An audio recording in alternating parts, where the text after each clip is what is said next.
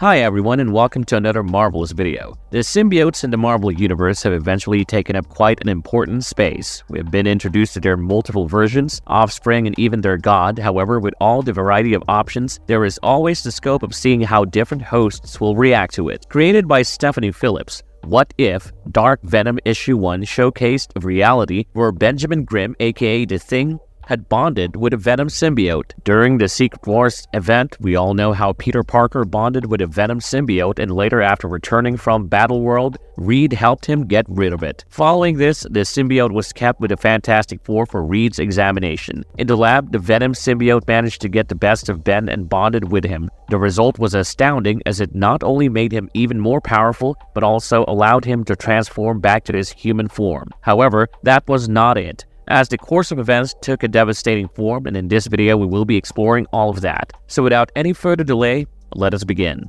Before we go into our explanation, we have a very small request. If you like our content, please support us by subscribing to our channel. This is a small click for you, but for us it means a lot. Thank you, and let's begin.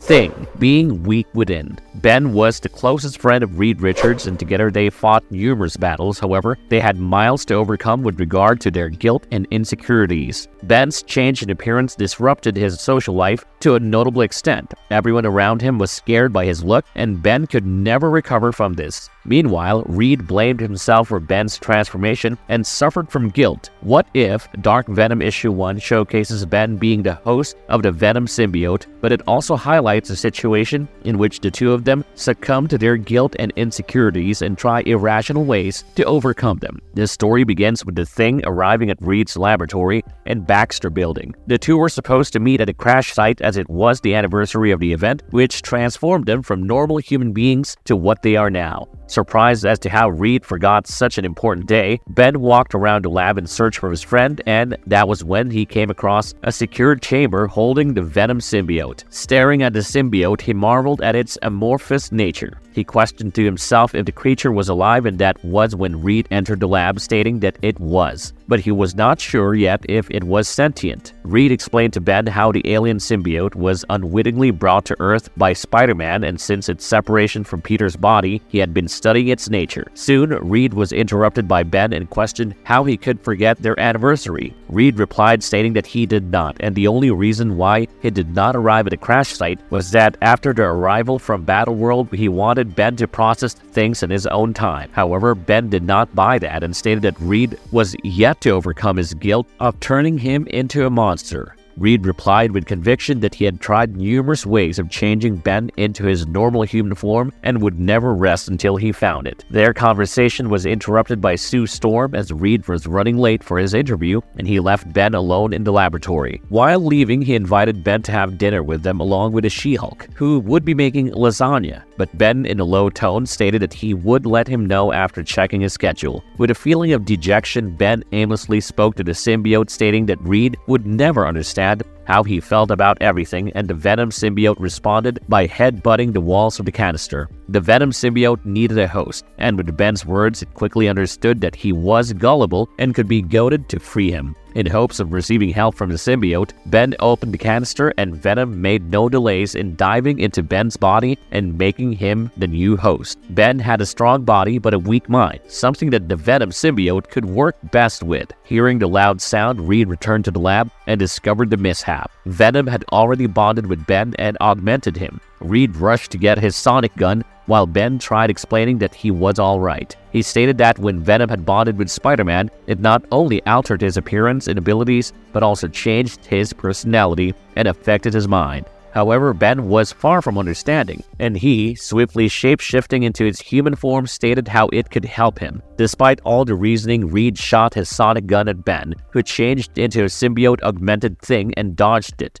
He responded with rage that Reed was jealous of his happiness and snatched the gun. He destroyed his sonic gun and left the building furiously, asking Reed to stay away from him. Meanwhile, at the sewer, the lizard sensed that the symbiote had escaped and planned on obtaining it for himself. Ben was very happy, as he could willingly switch forms between his human form and that of a venomized thing. After all these years, it was the first time he felt like himself. While walking across the street with no worries, a young woman smiled at him and he enjoyed the attention. However, suddenly the symbiote surged back, alerting a sign of danger, and covered his body in the form of a sleeveless and legless uniform with a red spider emblem. As Ben walked towards a secluded alley, he found the lizard coming out of a manhole. Ben was aware that the lizard was a foe of Spider-Man and immediately charged toward him. However, the lizard stated that he was not there to fight, but to congratulate Ben for finding his cure. Before he could finish, Ben slammed the lizard against the wall, and no words affected him until the lizard stated how painful it was to be feared and hated by everyone, despite the good efforts. Lizard tried portraying Reed and the rest of the Fantastic Four members as his benefactor, who kept him around as they were scared of him, but it was only the general fear and hatred that he could relate to. Ben stopped slamming the lizard and began believing his words. Lizard continued explaining that life had been harsh to him as well. All he wanted was to find a remedy to regrow dismembered limbs, and when he tried it upon himself, it transformed him into a giant lizard. The world never noticed his noble efforts, but only his vicious appearance. They were afraid of his tail, eyes, and fangs, and what they feared was eventually what they hated. He added that even after receiving all the hatred in the world, he still wished to do them good, and it would be possible if Ben would share his symbiote with him. Meanwhile, at the Baxter building, Reed had repaired the sonic gun. Lizard was finally successful in manipulating Ben, and he took him to his lair. He made him enter his machine and separated the symbiote from him. Ben realized he was fooled, and the lizard wanted the symbiote for himself. Lizard, transforming into a powerful venomized lizard, left his lair, stating that he would now give the world a reason to hate and fear him. Meanwhile, at the Baxter building, as Reed worked on repairing the sonic gun,